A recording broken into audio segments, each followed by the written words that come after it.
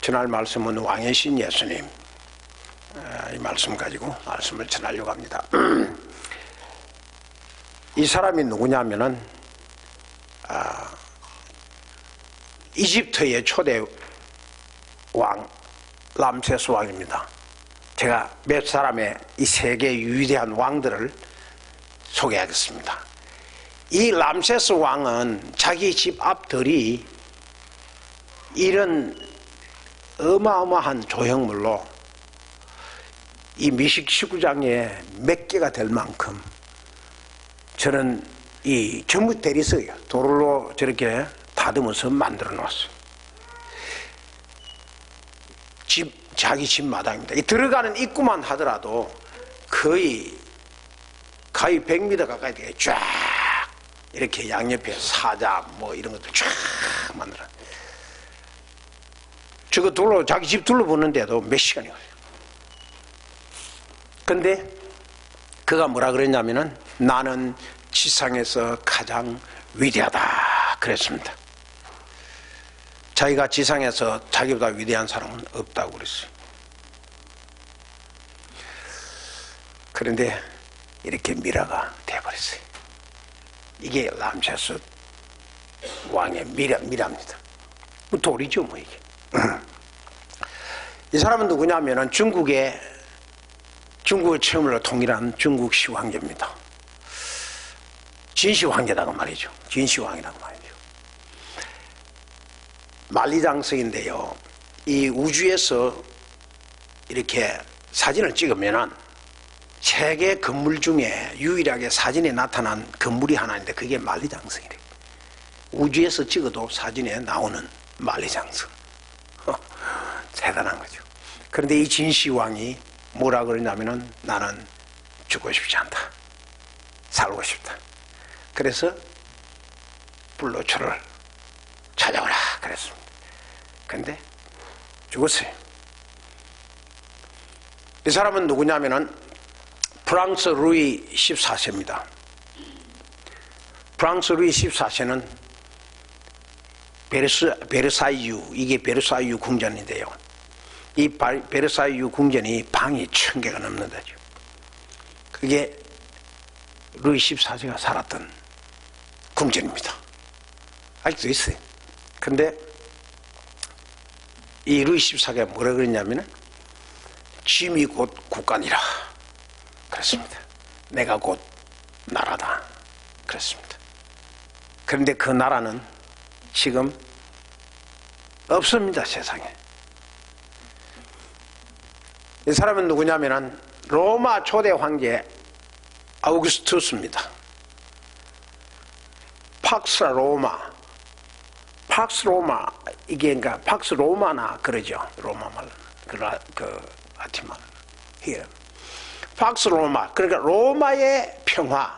그래서 1800년 동안 1530년 동안 로마의 전 세계를 다스리는 평화를 쪼개겠던 건데요. 그가 살았던 궁전이 이 궁전인데요. 이쪽에서 저쪽 끝을 보면 궁전이 안 보여요. 사진 다 들어오지도 않았어. 그런데 그가 뭐라 그랬냐면은 내가 발견한 로마는 진흙이었지만 내가 남길 로마는 대리석일 것이오. 그래서 막 이 아우구스투스가 점령하는 모든 지역에는 전 대리석으로 다 꾸몄어요. 근데 그 유명한 대리석이 지금은 유적에 가면은 그냥 돌멩이 기둥으로 남아있을 뿐이에요.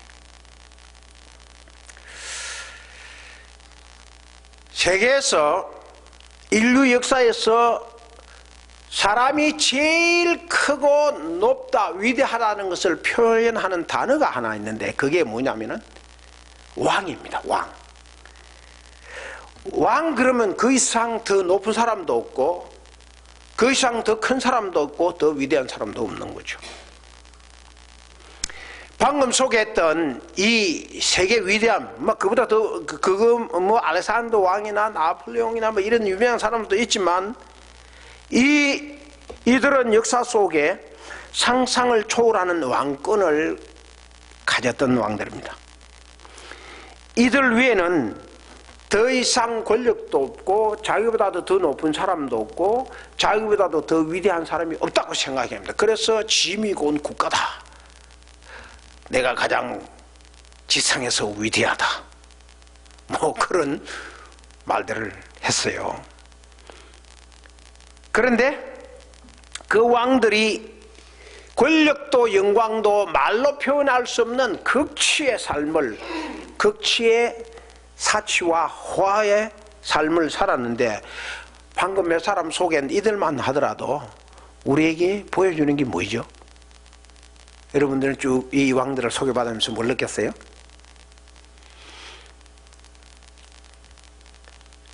이들이 우리에게 보여주는 건 뭐냐면은, 왕은 위대하구나. 그걸 보여주는 거죠. 정말 위대하구나. 어마어마하구나. 그러나 그 만능도 다 죽었다. 다 사람이다. 그걸 보여주는 거죠. 그런데 오늘 본문에도 똑같은 왕을 하는 분 소개합니다. 오늘 본문에 소개되는 왕이 있습니다. 이 왕을 소개하는 것이 시편 45편 전부인데요. 왕을 계속 쭉 소개하는데, 이 시편 45편에 왕이란 말이 32번 나옵니다. 17절까지 있는데 32번이 나와요. 그러면 거의 매절마다 왕이라는 말을 사용했던 거죠. 그리고 오늘 보면 읽었던 11절에서 17절까지의 왕이라는 말은 15번 나옵니다. 그러니까 한 구절에 2번 이상 쓴 거죠. 이 왕이 오늘 우리에게 소개해주는 왕인데, 이 왕이 도대체 누구냐? 본문에서 소개하는 왕은 이렇습니다. 어떤 왕이냐면요, 같이 한번 읽어보십시다. 시작.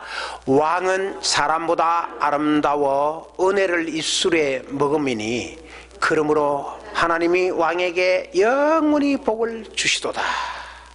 오늘 본문에 나오는 소개하는 시편 45편이 소개하는 왕은 사람보다 아름다운 왕입니다. 그러니까 이 세상에 앞에 소개했던 그 네 왕들보다도 훨씬 아름다운 왕이란 말이죠. 그 사람들은 다 사람이니까요.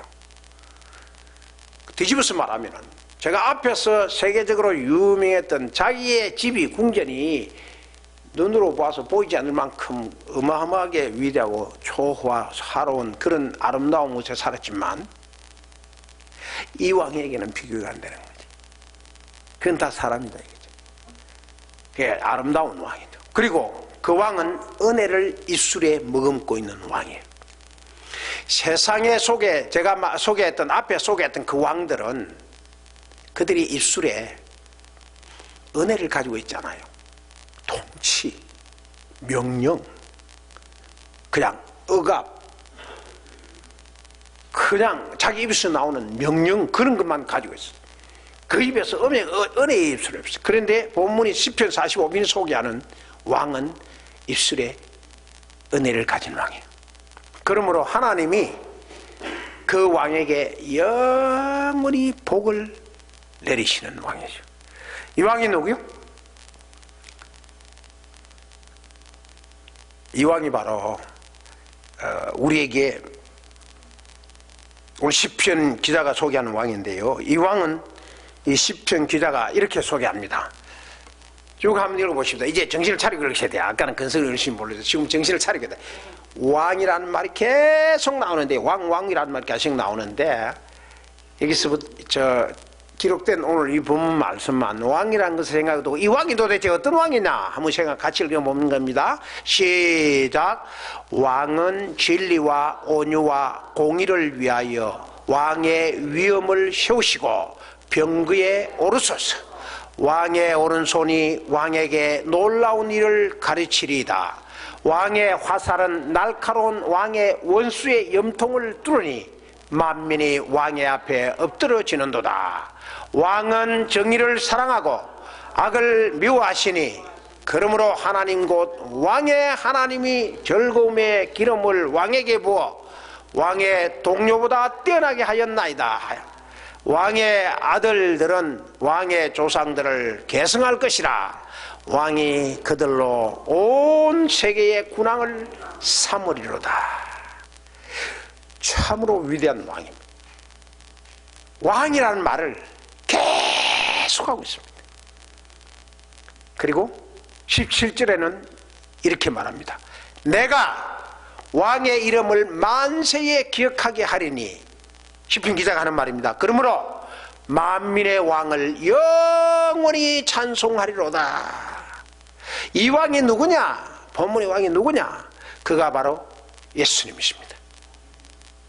유대 땅 베들레헴 마구간에 태어날 예수님을 여러 곳에서 시편 45편, 미가서 5장, 스바냐 4장, 그 다음에 시편 45편, 72편 쭉 성경에 태어날 예수님을 소개한 것이 많은데요. 특별히 시편 45편에는 예수님은 왕이라는 것, 예수님이 왕이라는 것을 소개하고 있습니다. 그분이 탄생하신 것이 크리스마스예요. 그분이 이 땅에 태어난 것이, 그날이 온 인류가 기뻐하는, 하늘에는 영광이요 땅에서는 기뻐함을 입은 자들에게 평화가 이루어지는 왕이라 그 말입니다. 그런데 이 예수님은 왕으로서 어떻게 통치하시는 왕인가? 세상의 왕들이, 아까 여러분들이 저 앞에 쭉 보여진 그 세상의 모든 왕들은 그들이 다 피땀 흘린 백성들로 인해서 세워진 것들이거든요. 노예들 잡아가지고 노역하며 억압으로, 강압으로 세운 것들이라고. 자기 손으로 해온 건 아니라고. 그런데 우리 예수님은 왕으로서 어떻게 통치하시는 왕인가? 오늘 72편 12절에서 14절까지 이렇게 통치한다고 말씀합니다. 같이 한번 읽어보십시다. 제가 읽을 때 이 부분은 대단히 중요한 겁니다. 시작. 그는 궁핍한 자가 부러지질 때에 건지며 도움이 없는 가난한 자도 건지며, 그는 가난한 자와 궁핍한 자를 불쌍히 여기며 궁핍한 자의 생명을 구원하며 그들의 생명을 압박과 강포에서 구원하리니 그들의 피가 그의 눈앞에서 존귀 여김을 받으리로다. 예수님의 통치가 여기서 하나로 보여주고 있는데요. 왕으로서 예수님은 왕은 다 성김을 받지 않습니까? 그리고 억압하고 명령하고 다스리고 죽이고 그러지 않습니까? 점령하고 그러지 않습니까? 그런데 예수님은 왕인데, 어떻게, 이게 왕인데 통치하는 예수님을 우리는 어떻게 다스리시느냐? 우리 왕이신 예수님이 우리를, 인간을 어떻게 다스리냐면은 건진다는 거죠. 건지는데 궁핍한 자가 부르짖을 때에 건져준다는 거죠.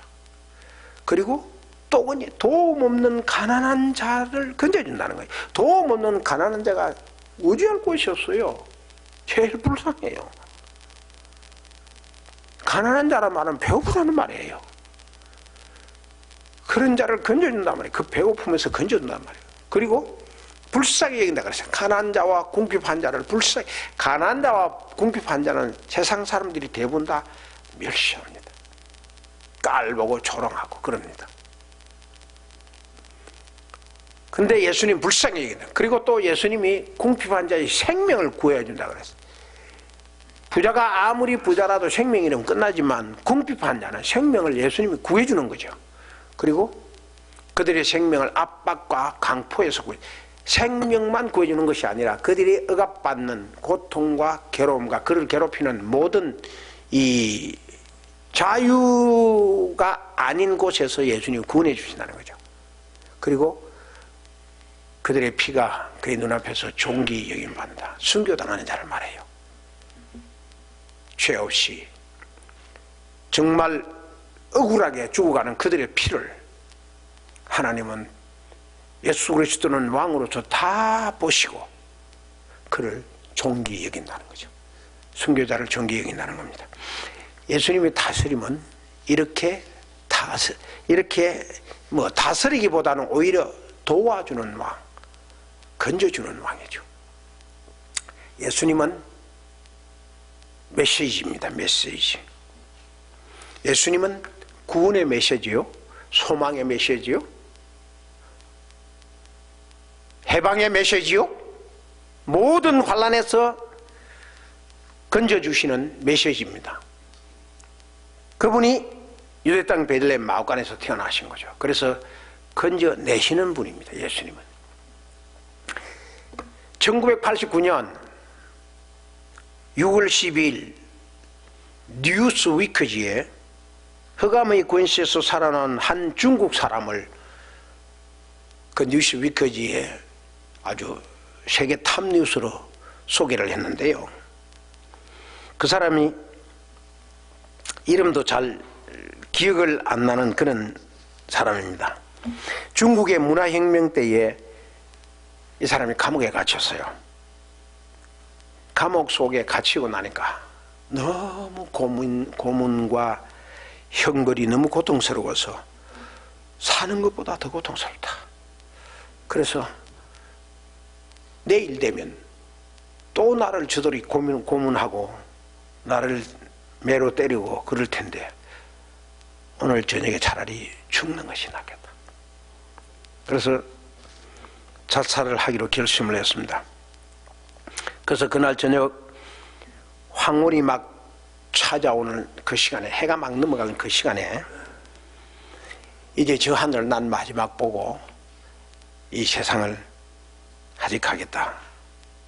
그래 작정을 하고 조그마한 그 감옥에 창이 있는데 그 창을 딱 열어보니까 황혼이 이제 지는 거죠. 막 해가 지려고 하는 거죠.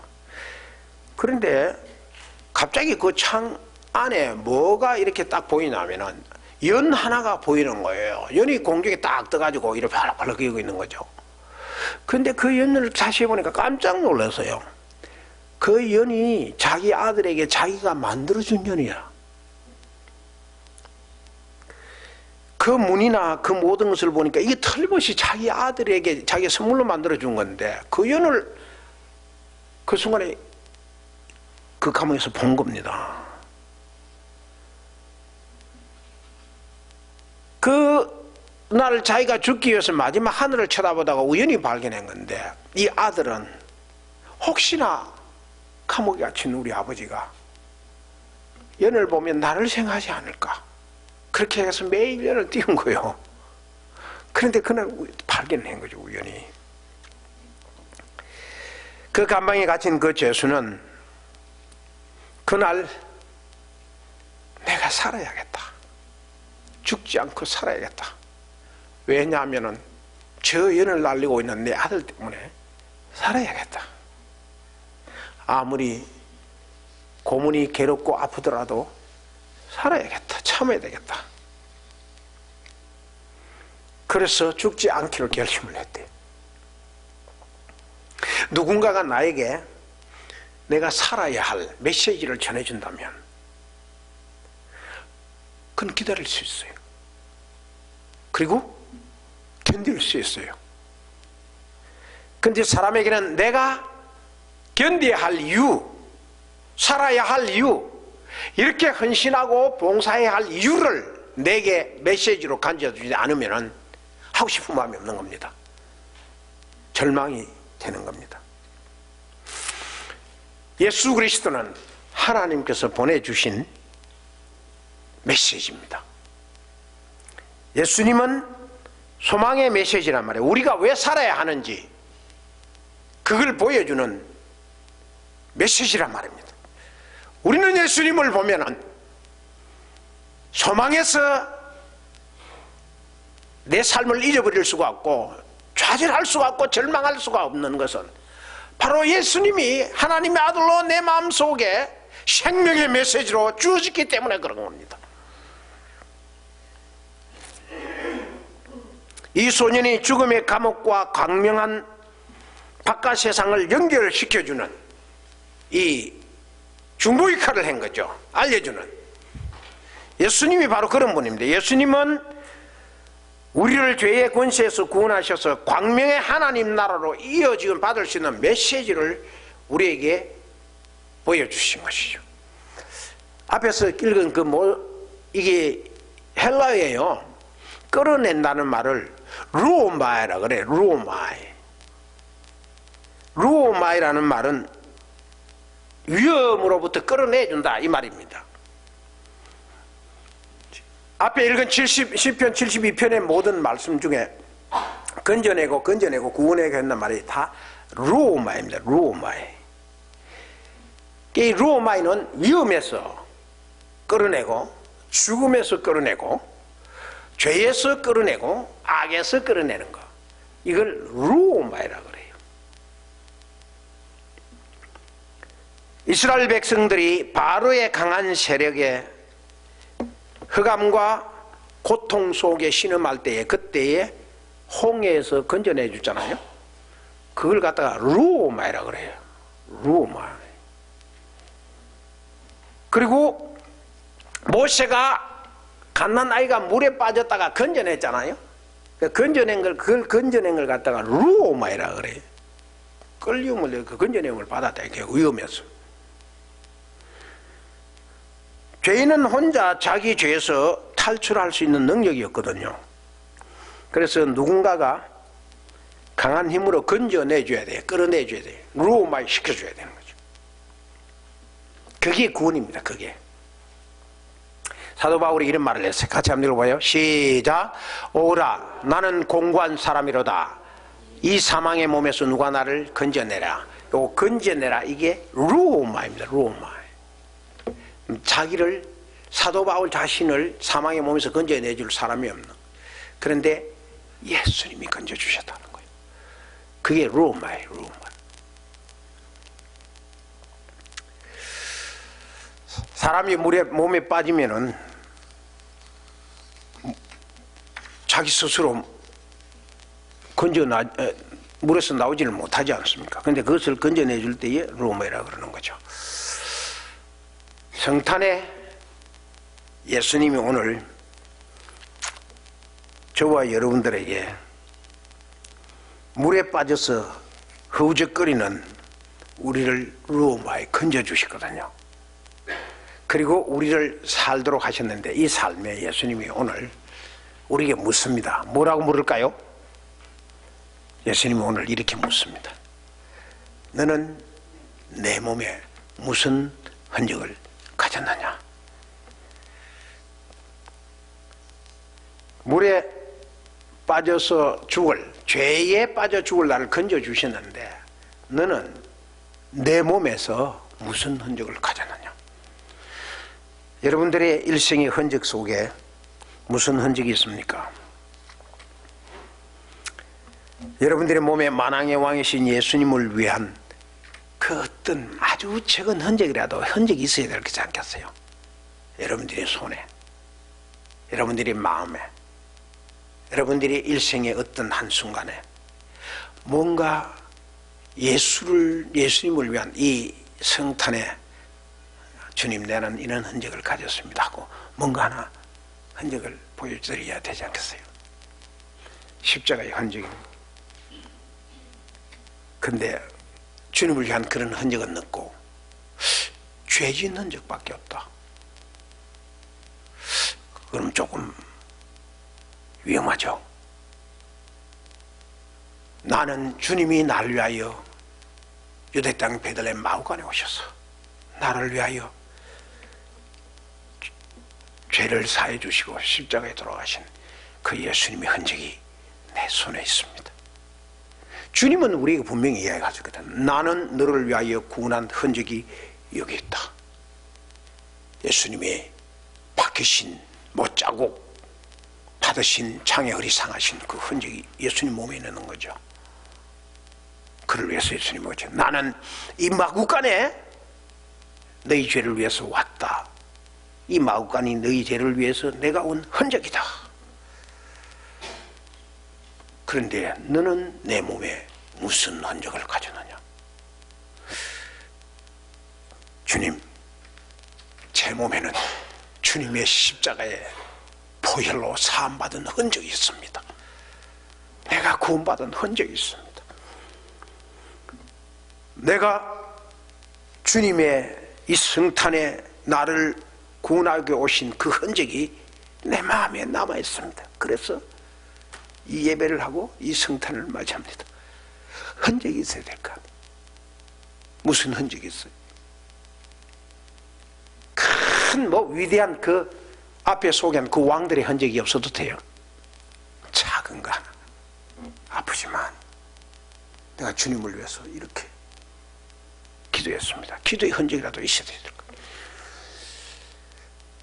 여러분들은 모두 이 예수의 흔적, 복음의 흔적을 남기시는 축복의 여러분 되시기를 주님의 이름으로 축원합니다.